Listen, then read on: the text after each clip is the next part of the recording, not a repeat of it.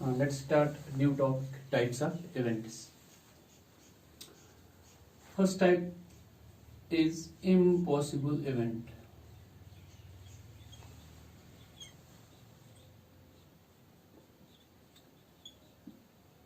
What do we mean by impossible event? The event containing no sample point. Simple definition: the event containing no sample point, or the event which cannot happen.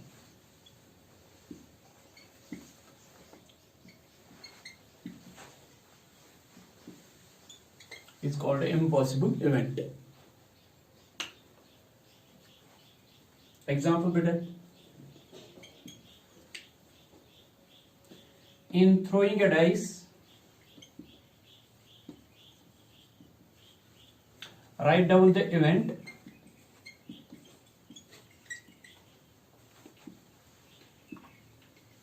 of getting a number greater than 6.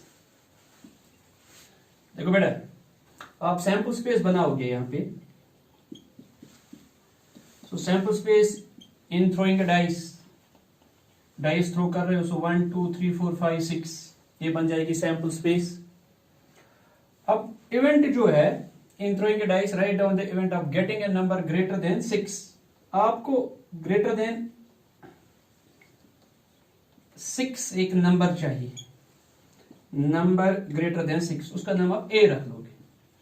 अब आपको इन sample points में से देखना है कौन कौन सा number ऐसा है जो 6 से बड़ा है. ऐसा तो नंबर पॉसिबल है ही नहीं, तो आप इस इवेंट में कोई सैंपल पॉइंट नहीं लिखोगे. तो ऐसा जो इवेंट होता है containing no sample point is called impossible event. ऐसे इवेंट को आप इम्पॉसिबल इवेंट कहते हैं. ये समझ में आ रहा है बेटा? तो दूसरी डेफिनेशन मैंने ये भी लिखवाई, the event which can not happen. ठीक है, तो इसी तरह बेटा और एक डेफिनेशन लिखते हैं, श्योर इवेंट. देखो इसमें और एक एग्जांपल भी कर सकते हैं, तो दूसरी एग्जांपल भी लिखो. इन थ्रोइंग ऑफ 2 डाइसेस, 2 डाइसेस हम थ्रो कर लेंगे. Write down the event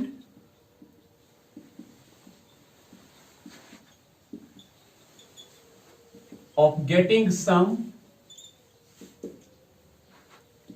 Write down the event of getting sum greater than 12. आपको सम जो है 2 नंबर उसका ग्रेटर देन 12 आता है, लेकिन बेटा आपको पता है जो मैक्सिमम सम आता है 6 6 12 आता है. सो ग्रेटर देन 12 तो पॉसिबल ही नहीं है. सो इस टाइप के इवेंट को आप इम्पॉसिबल इवेंट कहते हैं. मैंने बेटा आपको कहा था कि इवेंट होता क्या है, choosing of sample point. Sample point को चूज करना एज पर कंडीशन. कभी कंडीशन ऐसी होगी कि आप किसी सैंपल पॉइंट को चूज नहीं कर पाओगे. जब ऐसी कंडीशन होगी तो उस वाले इवेंट को आप इम्पॉसिबल इवेंट कहते हैं. समझ में आ रहा है? फिर से याद कीजिए डेफिनेशन. इवेंट होता है choosing of sample point. Sample point को चूज करना from sample space as per given condition. लेकिन कभी कभार कंडीशन ऐसी होगी कि आप किसी सैंपल पॉइंट को चूज न कर पाओगे, तो उस इवेंट को आप इम्पॉसिबल इवेंट कहते हैं. तो ये भी है इम्पॉसिबल इवेंट यहां पे. अब दूसरी डेफिनेशन जो है, दूसरा type number 2, that is sure event. अब ये श्योर इवेंट क्या होता है? The event containing all the sample points of sample space.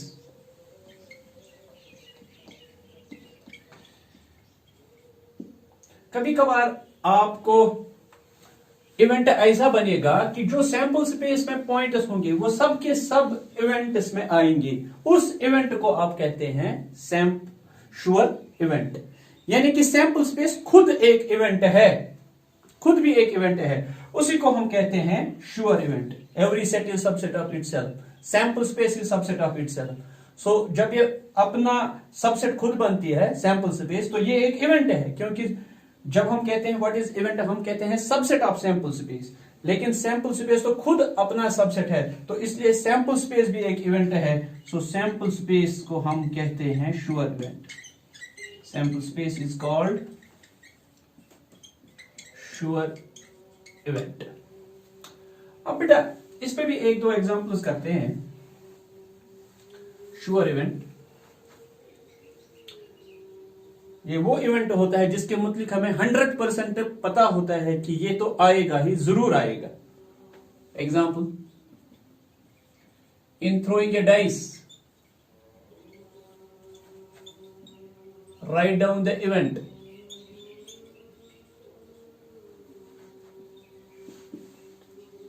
Of getting a number less than 6, less than 7 लिखते हैं बेटा। देखो अगर आप इसको सॉल्व कर लेंगे तो सबसे पहले सॉल्यूशन में आप सैंपल स्पेस लिख लेंगे। इन थ्रोइंग ए डाइस, जब आप डाइस थ्रो करते हो तो सैंपल स्पेस बनेगी 1 2 3 4 5 6। अब आपको इवेंट लिखना है। इवेंट क्या है बेटा? इवेंट है write down the event of getting number less then 7, कि जो नंबर है वो लेस देन 7 आना चाहिए। इसका नाम आप ए रख लोगे। अब 7 से कौन सा नंबर छोटा है? 6 भी है, 5 भी है, 4 भी है, 3 भी है, 2 भी है और 1 भी है।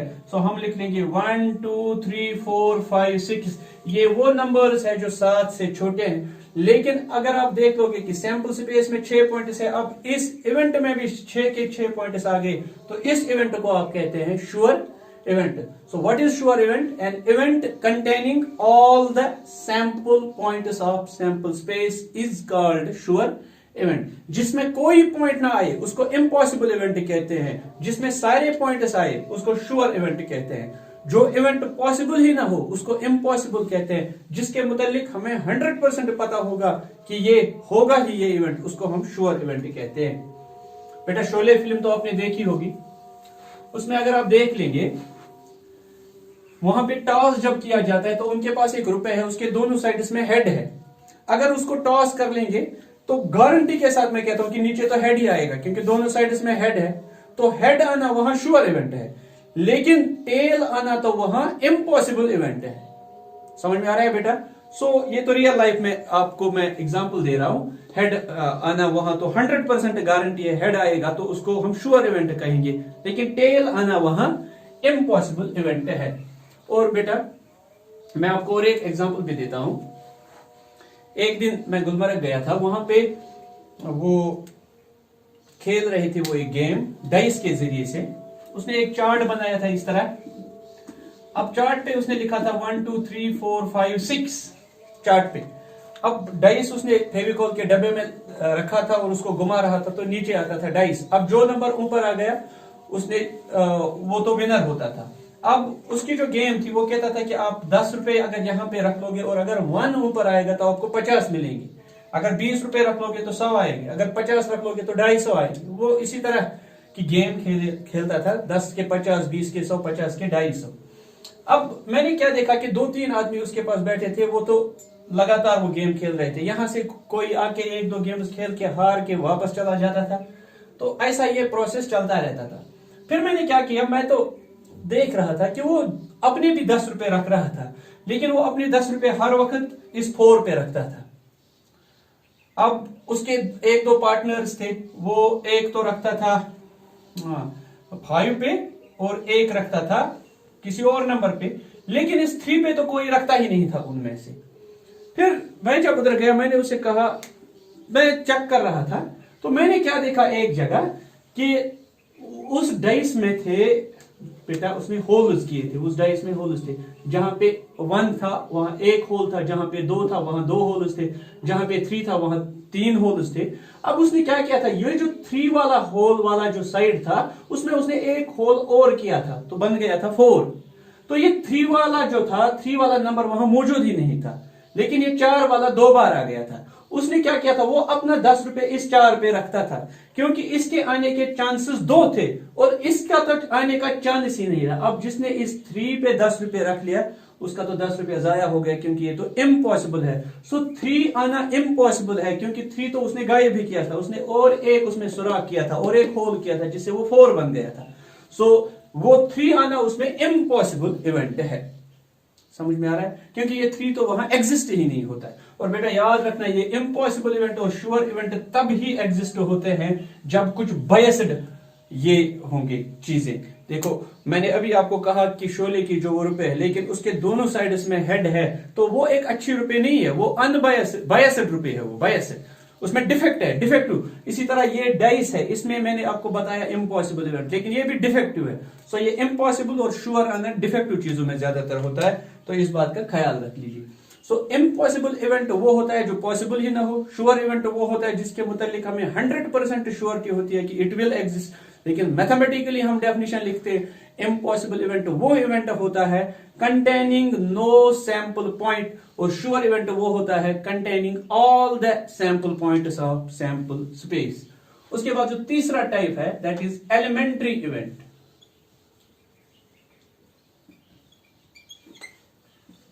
और एलिमेंट्री इवेंट्स और सिंपल इवेंट्स। ये कौन से इवेंट्स होते हैं बेटा? एलिमेंट्री इवेंट्स और सिंपल इवेंट्स। अक्सर 10th क्लास में तो वहां पर एक ऑब्जेक्टिव है, sum of the probabilities of all elementary events. ये तमाम स्टूडेंट्स को इसका आंसर पता होता है, sum of the probabilities of all elementary events is 1।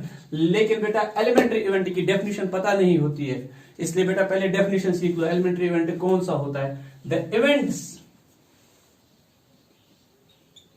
containing only one sample point।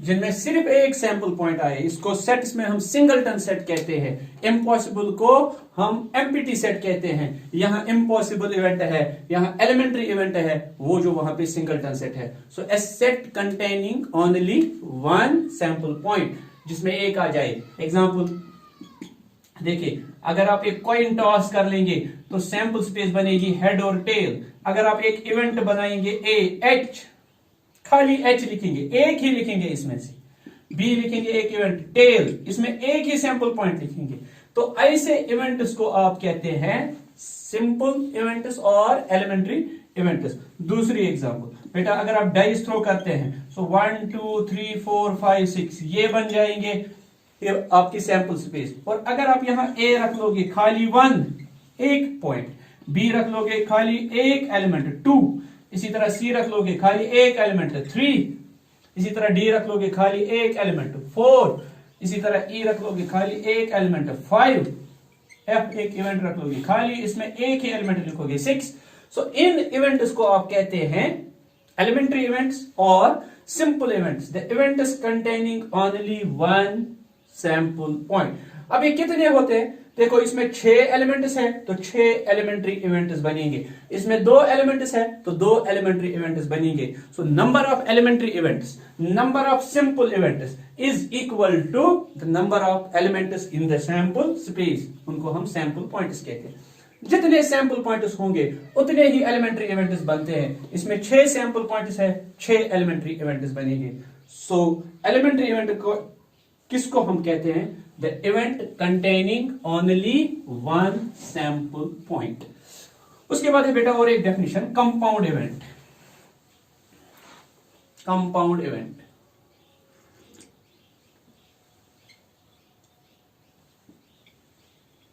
compound events, the event is containing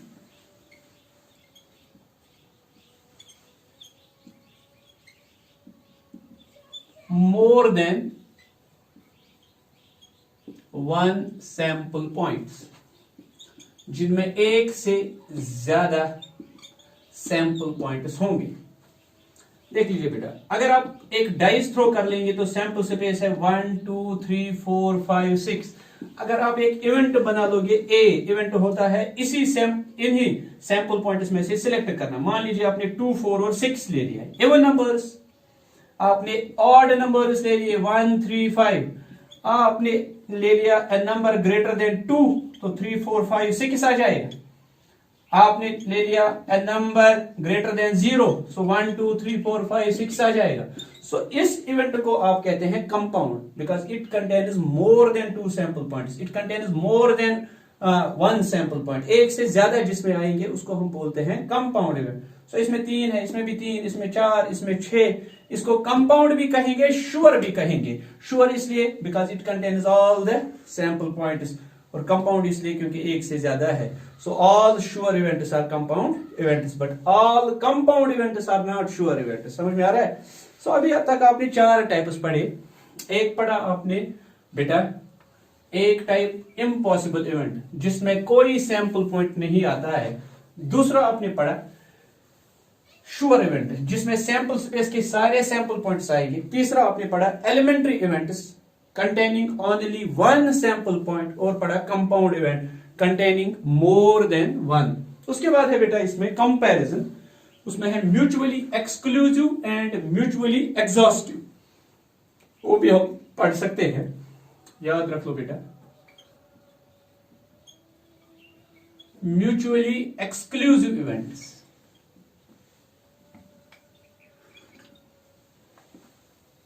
mutually exclusive हम किनको बोलते हैं? 2 events A and B are said to be,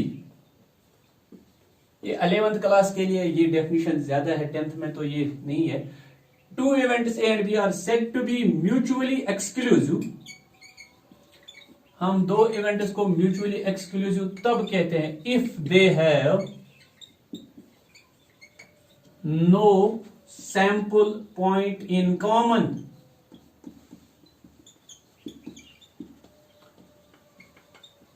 That is A intersection B is 5।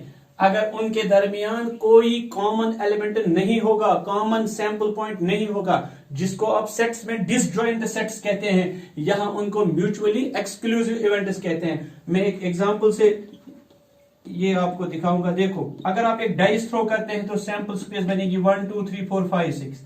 अगर आपने ए रख लिया 1, 3, 5 odd numbers और B रख लिया 2, 4, 6 इवन नंबर्स, अगर आप इन दो के दरमियान कॉमन देख लोगे, कॉमन कौन कौन सा है इनमें, उस कॉमन को हम इंटरसेक्शन बोलते हैं। A intersection B common. अब कॉमन तो इनके दरमियान कुछ नहीं है, यहां 1 है, यहां तो नहीं है, यहां 3 है, यहां नहीं है, यहां 5 है, यहां तो नहीं है। सो जब दो इवेंट्स ऐसे होंगे कि उनके दरमियान कोई सैंपल पॉइंट कॉमन नहीं होगा, तो उनको हम बोलते हैं mutually exclusive events. So mutually exclusive events वो इवेंट्स होते हैं containing no sample point in common. इसको हम सेट्स में बोलते हैं बेटा, सेट्स में इसको हम बोलते हैं disjoint sets.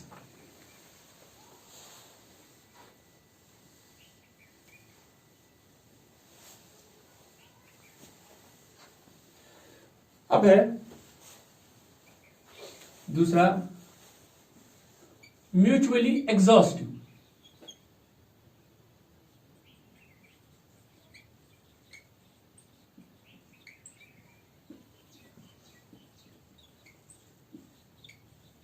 Two events A and B are said to be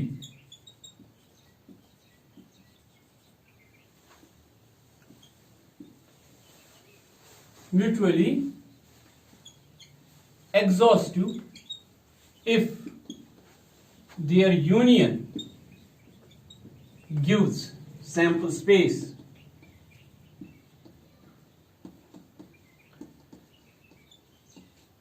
A union B is S। देखो बेटा एग्जाम्पल, अगर ये कॉइन आप टॉस करते हैं तो सैंपल स्पेस बनेगी हेड और टेल। अगर आप एक इवेंट ए रख लोगे हेड और दूसरा इवेंट बी रख लोगे टेल, अगर इन दो का यूनियन कर लेंगे, यूनियन मतलब ये वाले भी लेंगे और ये वाले भी लेंगे, तो ये बन जाएगा एच और टी, तो ये बन गया सैंपल स्पेस। तो ऐसे 2 इवेंट्स को आप म्यूचुअली एग्जॉस्टिव कहते हैं। जिनका यूनियन करने से हमें सैंपल स्पेस बनता है, जिनका इंटरसेक्शन फाई होगा, कॉमन फाई होगा, उनको म्यूचुअली एक्सक्लूसिव कहते हैं। और जिनका इंटरसेक्शन करने से हमें यू मिलेगा, ये मिलेगा, सैंपल स्पेस मिलेगा, तो इनको हम बेटा बताते हैं हाँ म्यूचुअली एग्जॉस्टिव। अब है बेटा डेफिनेशन प्रोबेबिलिटी की, जिस पे अब हम आगे।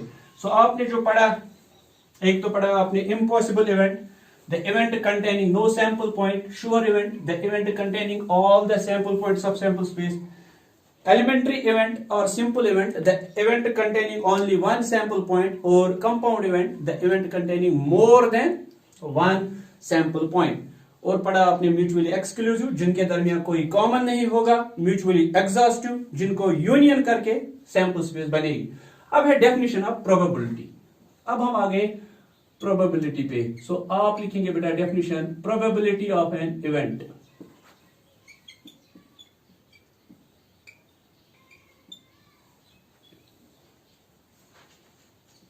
It is defined as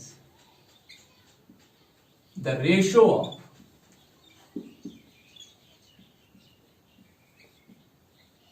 number of cases favorable to event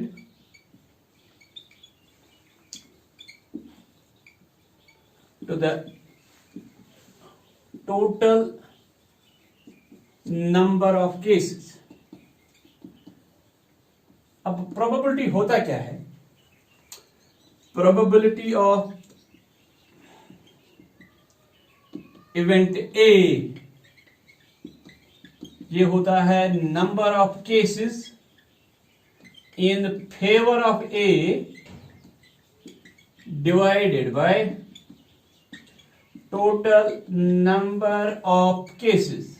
ये इवेंट ए है, कोई भी इवेंट। प्रोबेबिलिटी ऑफ इवेंट को हम इस तरह डिनोट करते हैं, P of A is equal to, किसके बराबर होता है? Number of cases in favour of A. A में कितने सैंपल पॉइंट्स है, number of sample points in A, divided by total number of cases. Total number of cases हो गया sample space में कितने सैंपल पॉइंट्स है। सो ये है बेटा इसके लिए डेफिनेशन। अब प्रोबेबिलिटी क्या होता है? It is the ratio of two things. किस किस का? Number of cases in favour of A to the total number of cases, कि ए को कितने फेवर कर रहे हैं, divided by total number of cases. इसमें एक दो एग्जांपल्स करते हैं जिससे ये आपको समझ में आएगा। दो एग्जांपल्स कर लेंगे इस वाले टॉपिक में। देखो बेटा, लिखो आप example. In throwing of two dices,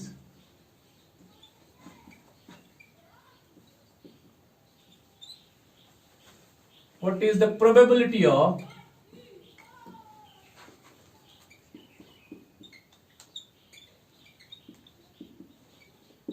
getting, what is the probability of getting? पहला पार्ट, sum equal to 10,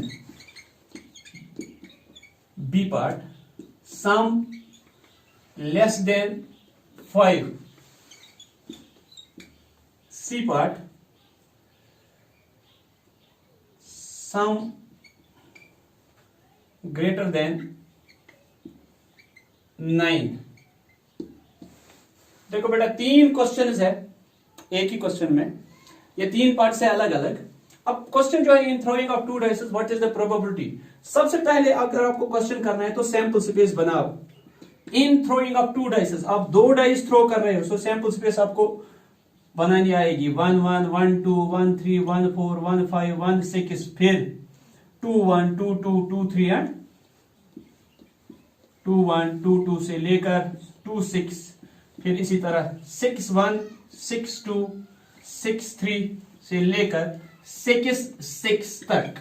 सो ये बन जाएगी सैंपल स्पेस। सबसे पहले आप सैंपल स्पेस बनाओ। उसके बाद बेटा क्या करना है, अब ये जो है पहला पार्ट ए, ये है sum equal to 10, sum equal to 10, इसका नाम आप ए रख लोगे।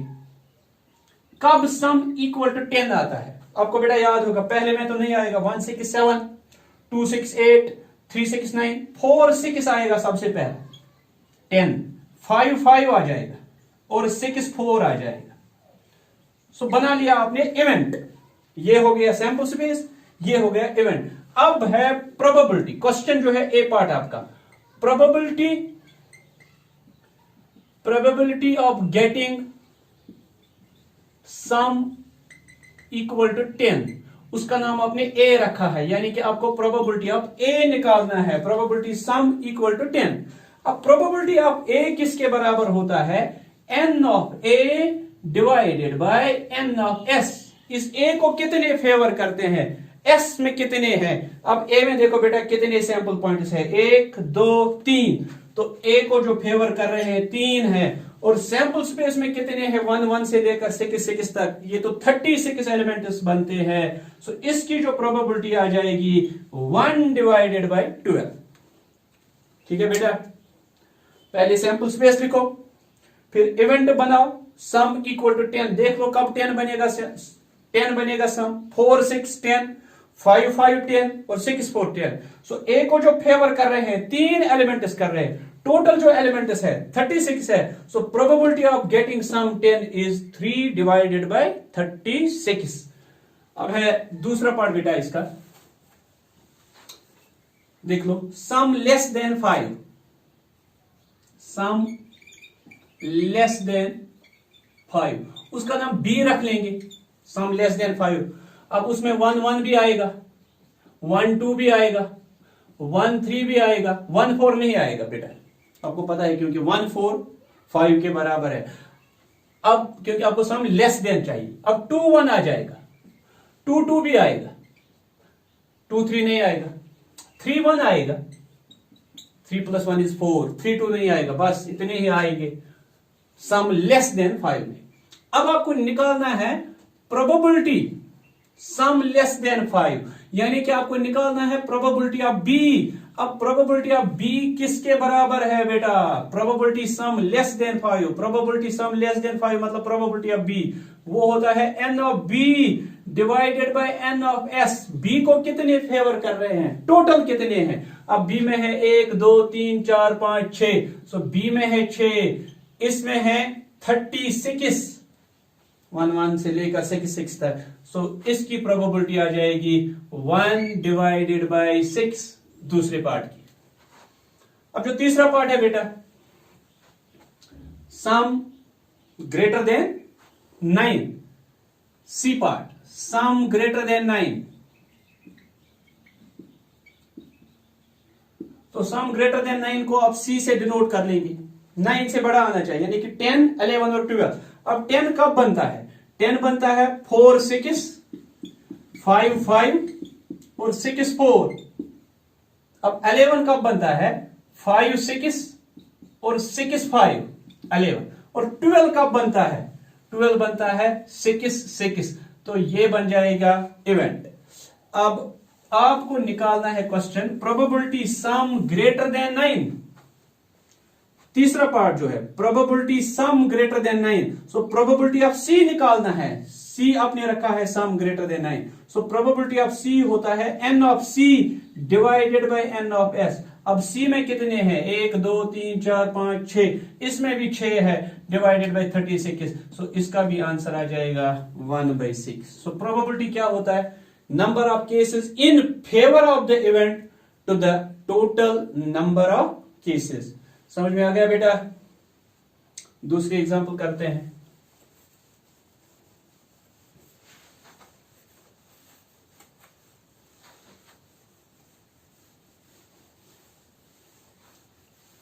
दूसरी example, 3 coins are tossed.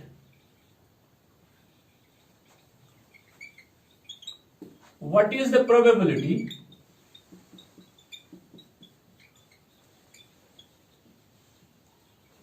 of getting A part, 2 heads, B part, at least 1 head, C part, no head। देखो बेटा बहुत ही आसान क्वेश्चन है। सॉल्यूशन, तो सबसे पहले आप सैंपल स्पेस बनाया करो। 3 coins are tossed, sample space तो आपको बनानी आती है, मैंने सिखाया है। सो तीनों पे हेड आ सकता है, दो पे हेड, एक पे टेल, लेकिन ये टेल बीच में भी आ सकता है, स्टार्ट में भी आ सकता है। अब दो टेल्स आ सकते हैं, एक हेड, लेकिन ये हेड बीच में भी आ सकता है, लास्ट में भी आ सकता है, या तीनों टेल आ सकते हैं। सो ये बन जाएगी सैंपल स्पेस। अब जो पहला पार्ट है टू हेड्स, टू हेड्स का नाम आप कुछ रख लोगे, इवेंट है इसका नाम ए रख लोगे। अब देख लोगे टू हेड्स कहां पे है, ये है HHT, HTH और THH। सो ये बन गया टू हेड्स। अब आपको निकालना क्या है बेटा, probability of two heads. So आपको निकालना है probability of A. So probability of A होगा n of A divided by n of s। अब ए में कितने हैं बेटा, 1 2 3, और s में कितने हैं, 1 2 3 4 5 6 7 8। तो इसकी प्रोबेबिलिटी आ जाएगी 3 डिवाइडेड बाय 8। ठीक है बेटा, दूसरा पार्ट इसका। अच्छा देखो बेटा, नो हेड, नो हेड का मतलब उसमें हेड नहीं आना चाहिए, ना ये आएगा, ना ये, ना ये, ना ये, ना ये, ना ये, ना ये, उसमें एक ही आएगा। So 1 divided by 8। और लास्ट वाला जो है at least one head, C part, वो मैं दिखाऊंगा, लास्ट पार्ट इसका, at least one head. At least one head का नाम आप रख लोगे बेटा बी। अब एट लीस्ट वन हेड में ये आएगा, ये भी आएगा, ये भी आएगा, ये भी आएगा, HTT, THT, TTH, ये वो हो गए जिनमें एक आ रहा है। अब दो हेड वाले भी उसमें आएंगे, क्योंकि ये एट लीस्ट वन हेड बता रहा है, कम से कम एक आना चाहिए। तो अगर दो भी आएंगे हेड वो भी चलेगा, अगर तीन भी हेड आएंगे वो भी चलेगा। अब आपको ये बता रहा है कि आप निकालो probability of at least one head, तो आप निकालोगे probability of B. So probability of B होगा n of B divided by n of s। अब n ऑफ बी किसके बराबर, 1 2 3 4 5 6 7, और टोटल कितने हैं इसमें, s में 8। इन throwing of dice,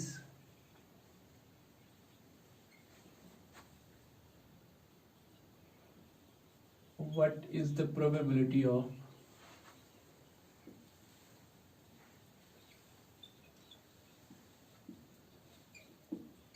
getting first one a prime number, B part,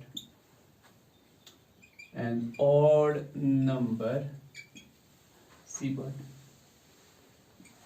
a number less than 3। देखो बेटा, ये एक आपके लिए क्वेश्चन है, तो हमने कंटिन्यू किया वहीं से। तो सबसे पहले अगर आपको प्रोबेबिलिटी निकालनी हो तो you have to find sample space first. अब सैंपल स्पेस किस तरह निकालते हैं, आपको क्वेश्चन में है इन थ्रोइंग ए डाइस। आपको डाइस में पता है देयर आर 6 पॉसिबिलिटीज, 1 2 3 4 5 एंड 6। अब जो पहला पार्ट है ए प्राइम नंबर, इसको आप एक इवेंट कहते हैं, prime number is an event. So इसका नाम आप ए रख लोगे, A is equal to prime number. अब प्राइम नंबर कौन कौन सा है इनमें से, 1 2 3 4 5 6 में से। सो पहला है 2, इवन प्राइम नंबर है, ओनली इवन प्राइम नंबर, 3 है और 5 है। अब इसकी आपको प्रोबेबिलिटी निकालनी है, probability of prime number, question है probability of prime number. So आपको निकालना है probability of A. So probability of A is equal to n of A divided by n of s। How many sample points favor a and total number of sample points. The probability is the ratio of number of cases favorable to event to the total number of cases. अब ये जो है n of a यहाँ पे है 3, 1 2 and 3। number of elements in a, number of sample points in a, it is 3, and number of sample points in s, it is 6। so probability of prime number is 1/2। अब इसका दूसरा part जो है b, an odd number। so इसका नाम आप b रख लोगे, an odd number। अब ये इवेंट है, लेकिन इवेंट में तो सैंपल पॉइंट सैंपल स्पेस में से निकालने हैं। अब इस सैंपल स्पेस में ऑड नंबर कौन कौन सा है, 1 है, 3 है और 5 है। अब आपको प्रोबेबिलिटी ऑफ ऑड नंबर निकालनी है, so you have to find probability of B. So probability of B is equivalent n of b divided by n of s, number of cases in favour of b divided by total number of cases, और वो भी बन जाएगा 3 divided by 6 that is 1/2। अब इसका जो C part है, सी ए number less then 3, मान लीजिए ये एक इवेंट है सी, ए नंबर लेस देन 3। अब नंबर लेस देन 3 में कौन कौन सा नंबर आता है, उसमें तो 3 से कम, एक तो 1 आएगा और 2 आएगा। अब प्रोबेबिलिटी आपको निकालनी है number less than C, probability of C. अब प्रोबेबिलिटी किसके बराबर होता है, आपको डेफिनेशन में याद है, number of cases in favour of the event, यहां इवेंट सी है, divided by total number of cases, so n of c divided by n of s। अब c तो यहाँ 2 है और n ऑफ s यहाँ 6 है, सो 2 डिवाइडेड बाय 6 इट इज 1/3। सो ये एक आसान सा क्वेश्चन था प्रोबेबिलिटी का। कंटिन्यू करने जा रहे हैं हम, थोड़ी एग्जांपल्स कर लेंगे हम 2-4। अब अगर यही क्वेश्चन होगा बेटा,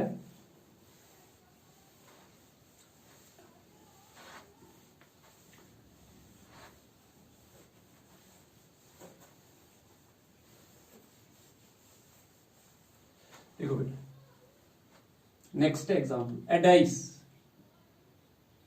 in which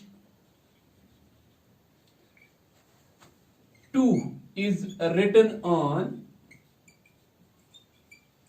3 faces and 1 is written on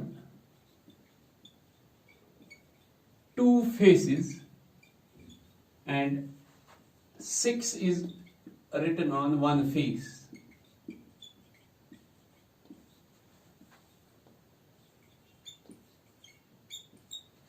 What is the probability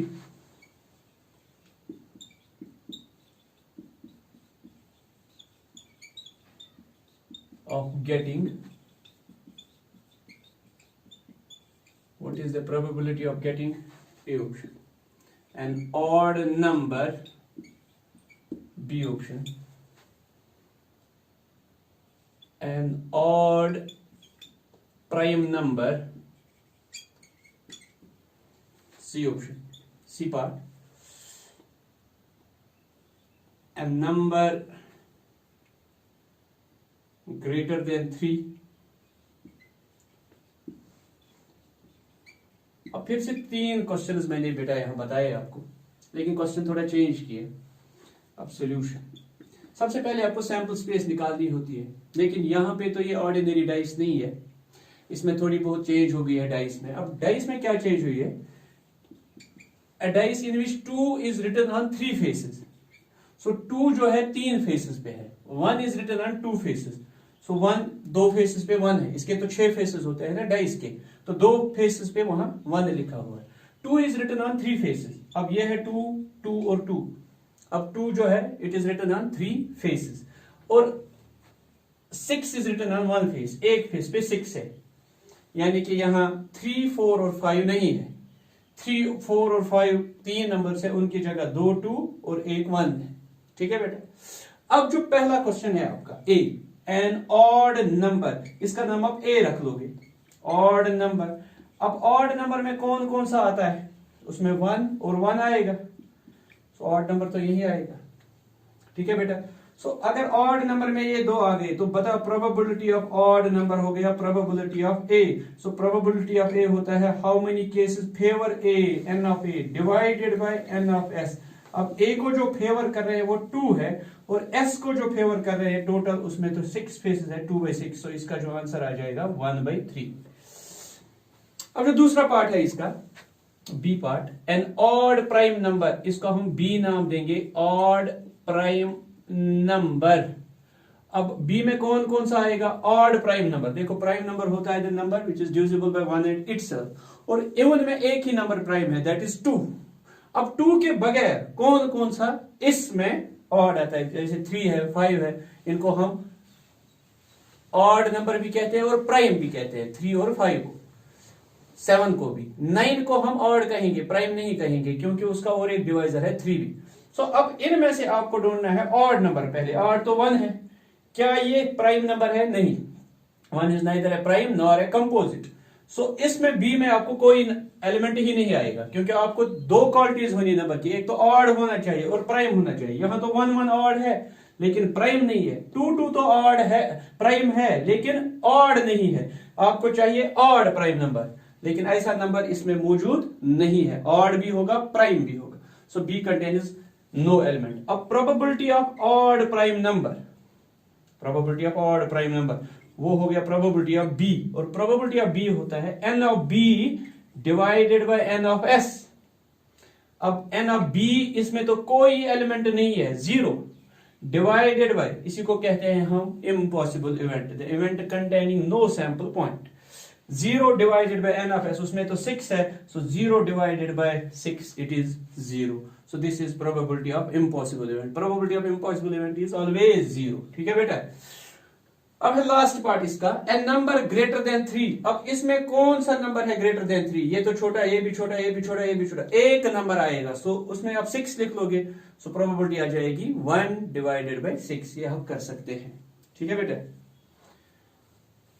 and let us take another question.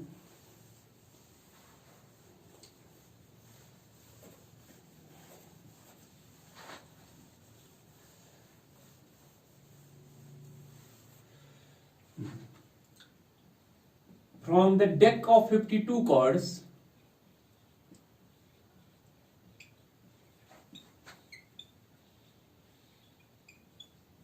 one card is drawn.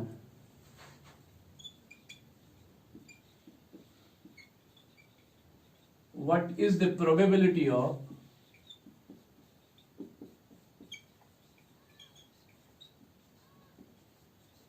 getting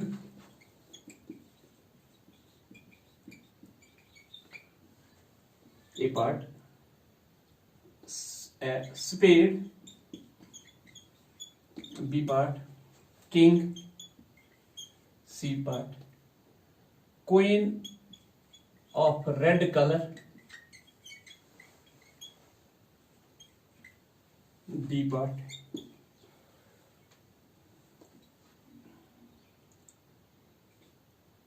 face card,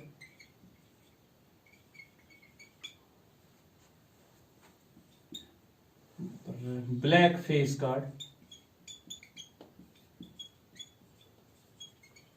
तो बेटा 5 क्वेश्चन है ये।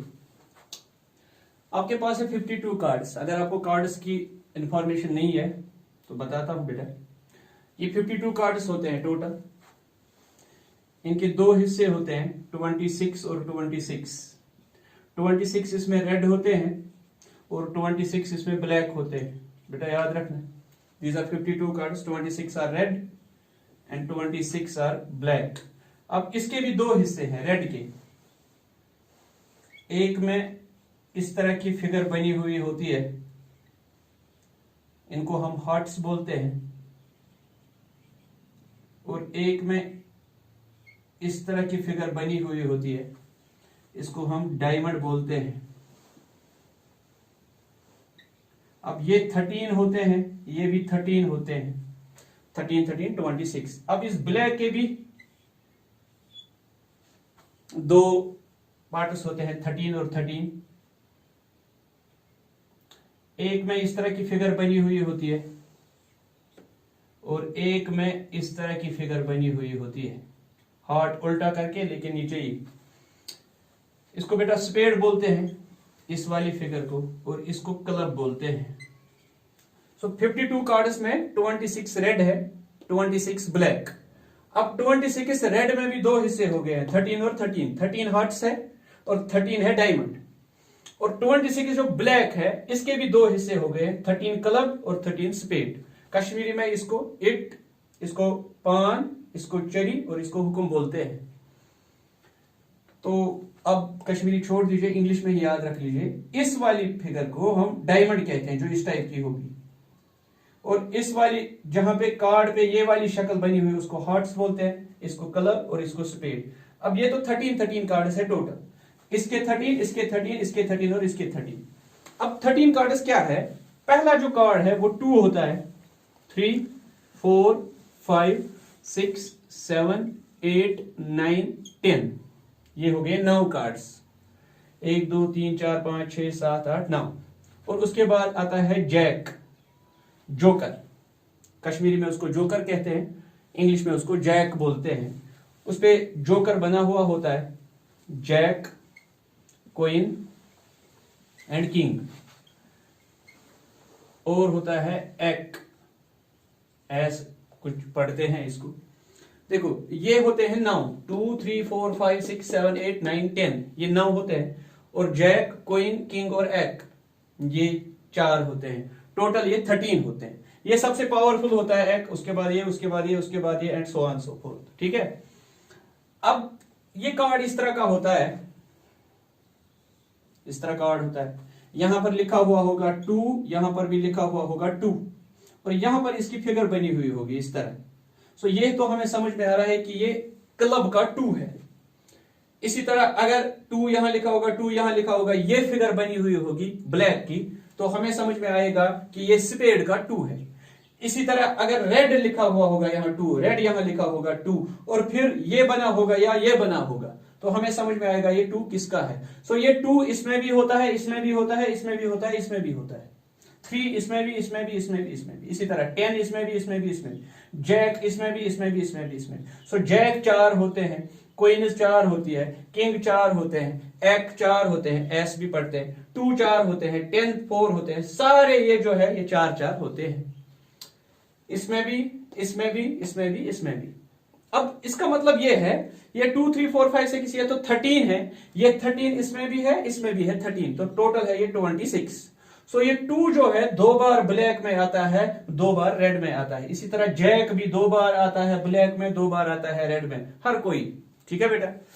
अब अगर जैक होगा, जैक में तो इस तरह होता है, वहां जे लिखा हुआ नहीं होता है, वहां एक जोकर बनाया हुआ होता है, इस तरह जोकर बनाया हुआ होता है। तो यहां पे उसकी फिगर होती है, मान लीजिए यहां पे इस तरह होगी, तो आपको समझ में आएगा कि ये इसका जोकर है। जोकर तो बनाया होगा ब्लैक, अब ब्लैक में तो 2 कलर है, तो उसके लिए यहां पे एक सिंबल गिवन होगा कि ये किसका जोकर है, इन 2 में से। अगर रेड बनाया होगा तो इन 2 सिंबल्स में उसके साथ कोई होगा। जोकर यानी कि जैक, क्वीन और किंग, ये 3 यहां पे जो होते हैं, इनकी यहां पे शक्लें बनी हुई होती है, जैक की, क्वीन की और किंग की। इन 3 को बेटा हम बोलते हैं फेस कार्ड्स, क्योंकि इनकी शक्लें बनी हुई होती है। इन 3 को हम कहते हैं फेस कार्ड्स। ठीक है बेटा। सो जैक, क्वीन और किंग फेस कार्ड्स है। सो इसमें 3 फेस कार्ड्स है, इसमें भी 3, इसमें भी 3, इसमें भी 3। Total number of face cards जो है दैट आर 12। 3, 3, 6, 3, 9, 3, 12। और उसमें रेड जो है, रेड 6 है, और ब्लैक जो है, ब्लैक भी 6 है। हाँ बेटा, तो फिर से याद रख लीजिए, 52 कार्ड्स हैं। 52 कार्ड्स में 26 रेड, 26 ब्लैक। अब रेड में 2 हिस्से हो गए, 13 डायमंड के, उनपे ये फिगर बनी हुई होती है, और 13 हार्ट्स की, उनपे ये फिगर बनी हुई होती है। और ब्लैक में भी 2 हिस्से हो गए, 13 और 13 के। 13 पे ये फिगर बनी हुई होती है, और 13 पे ये वाली फिगर बनी होती है। इसको क्लब बोलते हैं, इसको स्पेड बोलते हैं। सो डायमंड के है 13, हार्ट्स के है 13, क्लब के है 13, स्पेड के है 13।